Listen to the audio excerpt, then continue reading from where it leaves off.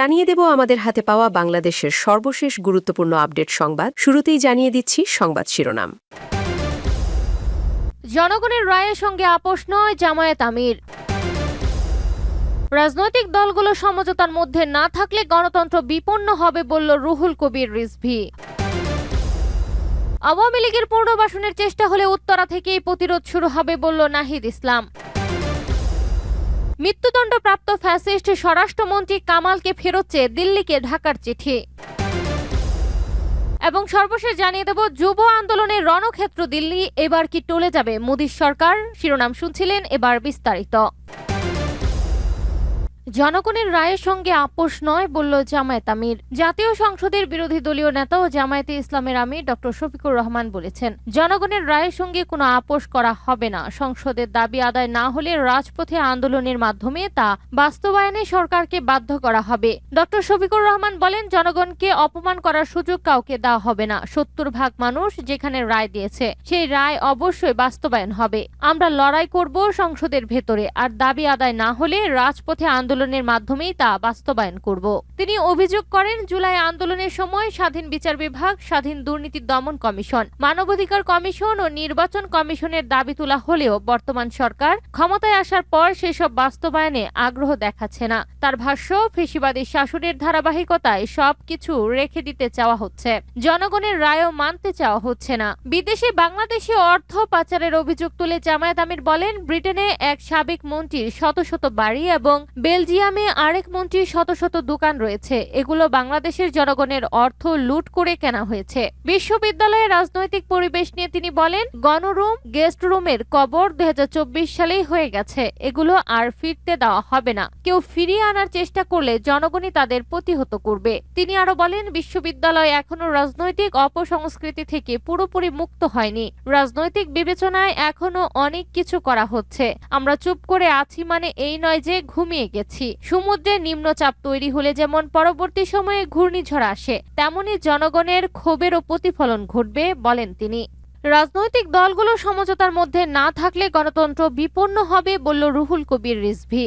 রাজনৈতিক দলগুলো ন্যূনতম সমঝোতার মধ্যে না থাকলে গণতন্ত্র বিপন্ন হবে বলে মন্তব্য করেছেন প্রধানমন্ত্রীর উপদেষ্টা এবং বিএনপির জ্যেষ্ঠ যুগ্ম মহাসচিব রুহুল কবির রিজভী। সোমবার সকালে রাজধানীর উত্তরায় একটি বেসরকারি বিশ্ববিদ্যালয়ের তারুণ্য উদ্ভাবন ও স্টার্ট আপ নিয়ে আয়োজিত আলোচনা সভায় তিনি এই মন্তব্য করেন। রুহুল কবির রিজভী বলেন, জুলাই কোনো নির্দিষ্ট দলের নয়, রাজনৈতিক কর্মী ও সাধারণ মানুষের ঐক্যবদ্ধভাবে গণ অভ্যুত্থান গড়ে তুলেছে। তবে বিপ্লবের চারণভূমি ছিল উত্তরা। জুলাইকে আইনে ভিত্তি দেওয়ার দায়িত্ব সব দলের, এমনটাই মনে করেন তিনি। এ সময় জুলাইয়ের জেল জীবনের স্মৃতিচারণ করেন বিএনপির এই নেতা। তিনি বলেন, জেলের মধ্যে বিটিভি ছাড়া কিছুই দেখা যেত না। উৎকণ্ঠার মধ্য দিয়ে ৫ আগস্টের আগের দিনগুলো কেটেছে। আওয়ামী লীগের পুনর্বাসনের চেষ্টা হলে উত্তরা থেকেই প্রতিরোধ শুরু হবে বলল নাহিদ ইসলাম। জাতীয় নাগরিক পার্টি এনসিপির আহ্বায়ক ও বিরোধী দলীয় চিফ হুইপ মোহাম্মদ নাহিদ ইসলাম বলেছেন, যারা পালিয়ে যায় তারা আর ফিরে আসে না। সাহস থাকলে পালিয়ে না গিয়ে বিচারের মুখোমুখি হতে পারত। আওয়ামী লীগের পুনর্বাসনের চেষ্টা হলে এই উত্তরা থেকেই প্রতিরোধ শুরু হবে। বিরোধী দলীয় চিফ হুইপ মোহাম্মদ নাহিদ ইসলাম বলেন, উত্তরা গণ অভ্যুত্থানের অন্যতম প্রধান হটস্পট ছিল।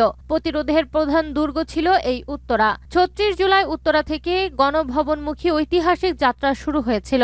একদিকে উত্তরা, একদিকে যাত্রাবাড়ি থেকে মার্চ ফর গণভবন শুরু হয়, যার মধ্য দিয়ে হাসিনা পালাতে বাধ্য হয়। আমরা উত্তরাকে কখনো ভুলে যাব না। নাহিদ ইসলাম বলেন, ২ বছর আগে এই দিন আমাকে গুম করে, বহু মানুষকে সেদিন গুম করে হাসিনার বাহিনী। ২ বছর পরে আমাদের একটাই চাওয়া, স্বৈরাচার এবং দোসরদের বিচার। স্বৈরাচারের বিচার না হলে আবারও স্বৈরাচার তৈরি হবে। যাতে স্বৈরাচার তৈরি না হয়, এজন্য আমরা বিচার চাই। বিরোধী দলীয় চিফ হুইপ বলেন, যারা পালিয়ে যায় তারা আর ফেরত আসে না। সাহস থাকলে পালিয়ে না গিয়ে বিচারের মুখোমুখি হতে পারত। যদি আওয়ামী লীগের পুনর্বাসনের চেষ্টা হলে এই উত্তরা থেকেই প্রতিরোধ শুরু হবে।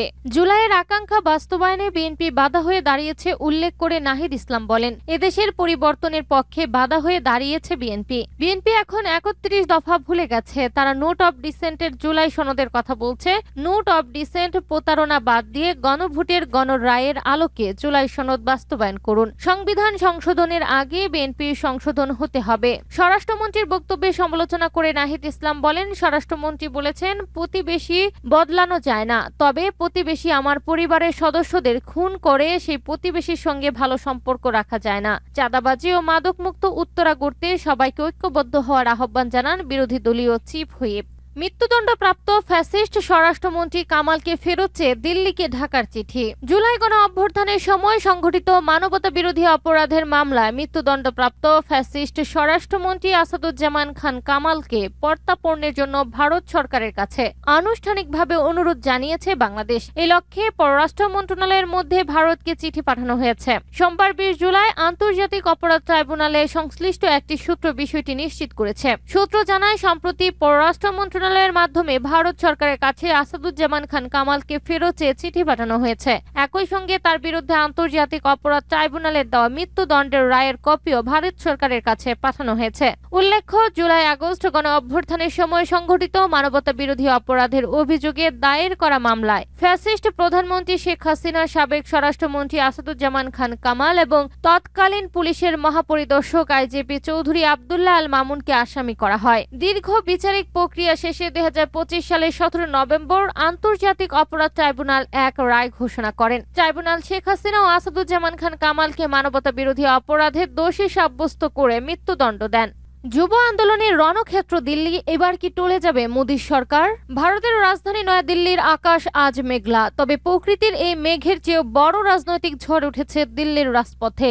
নিট পরীক্ষার প্রশ্ন ফাঁস কেলেঙ্কারির বিরুদ্ধে এক অভূতপূর্ব আন্দোলনের সাক্ষী হচ্ছে ভারত। এর নেতৃত্ব দিচ্ছে ককরোচ জনতা পার্টি সিজেপি। সোমবার 20 জুলাই পার্লামেন্টের বাদল অধিবেশন শুরুর দিনই তারা সংসদ চলো পদযাত্রার ডাক দেন। এই পদযাত্রা কেন্দ্র করে দিল্লির রাজপথ কার্যত রণক্ষেত্রে পরিণত হয়েছে। হাজার হাজার ছাত্র তরুণ সকাল থেকে দিল্লির যন্তর মন্তরে জড়ো হতে থাকেন। তাদের লক্ষ্য ছিল পার্লামেন্ট ভবনের দিকে এগিয়ে যাওয়া, কিন্তু দিল্লি পুলিশ এই পদযাত্রার অনুমতি দেয়নি। পার্লামেন্টের ভবনের কয়েক কিলোমিটার দূরে পুলিশ ও আধা সামরিক বাহিনী বিপুল সদস্য মোতায়েন করা হয়। তৈরি করা হয় বিশাল লোহার ব্যারিকেড। দুপুর দিকে আন্দোলনকারীরা ব্যারিকেড ভেঙে এগিয়ে যাওয়ার চেষ্টা করলে পরিস্থিতি অগ্নিগর্ভ হয়ে ওঠে। পুলিশ আন্দোলনকারীদের উপর নির্মমভাবে লাঠিচার্জ শুরু করে। একই সঙ্গে ছুড়া হয় টিয়ার গ্যাসের সেল ও জলকামান। আন্দোলনকারীরা দিকবিদিক জ্ঞান শূন্য হয়ে ছুটতে থাকে। প্রেস ক্লাব অব ইন্ডিয়া এবং সংসদ মার্গের আশপাশের এলাকা ধোঁয়ায় ঢেকে যায়। বহু ছাত্র এই সংঘর্ষে আহত হয়েছেন এবং অনেককে আটক করা হয়েছে। পরিস্থিতি নিয়ন্ত্রণে সেন্ট্রাল দিল্লির কিছু অংশে মোবাইল ইন্টারনেট বন্ধ করে দেওয়া হয়। পাশাপাশি রাজীব চক ও সেন্ট্রাল সেক্রেটারিয়েটের মতো 5টি গুরুত্বপূর্ণ মেট্রো স্টেশন সাময়িকভাবে বন্ধ করে দিয়েছে কর্তৃপক্ষ। এই আন্দোলনের সূত্রপাত গত মে মাসে। ভারতের সবচেয়ে বড় মেডিকেল প্রবেশিকা পরীক্ষা নিটের প্রশ্ন ফাঁস হওয়ার পর দেশজুড়ে ক্ষোভের জন্ম হয়। প্রায় 20 লাখ শিক্ষার্থীর ভবিষ্যৎ এই একটি ঘটনায় অনিশ্চয়তার মুখে পড়ে। পরীক্ষা বাতিলের সিদ্ধান্তের পর শিক্ষার্থীদের মধ্যে তীব্র হতাশা তৈরি হয়। মানসিক চাপে অনেক শিক্ষার্থী আত্মহত্যার পথ বেছে নেন বলে গণমাধ্যমে খবর আসে। এই ঘটনার প্রতিবাদে সামাজিক যোগাযোগ মাধ্যমে তীব্র ঝড় তুলে ককরোচ জনতা পার্টি সিজেপি। মাত্র কয়েকদিনের মধ্যে ইনস্টাগ্রামে তাদের অনুসারীর সংখ্যা 2 কোটি ছাড়িয়ে যায়। ডিজিটাল প্ল্যাটফর্মের এই ক্ষোভ গত মাসে মাঠে গড়ায়। সিজেপির প্রতিষ্ঠাতা অভিজিৎ দীপকে কেন্দ্রীয় শিক্ষামন্ত্রী ধর্মেন্দ্র প্রধান পদত্যাগের দাবিতে যন্তর মন্তরে অবস্থান ধর্মঘট শুরু করেন। 28 জুন এই আন্দোলনে যোগ দেন বিখ্যাত সমাজকর্মী ও শিক্ষাবিদ সুনম ওয়াংচুং। তিনি যন্তর মন্তরে আমরণ অনশন শুরু করেন। গত শনিবার তার অনশনের 21তম দিনে পুলিশ তাকে জোরপূর্বক উদ্ধার করে হাসপাতালে ভর্তি করে। এই ঘটনায় মূলত জ্বলন্ত আগুনে ঘি ঢালার কাজ করেছে।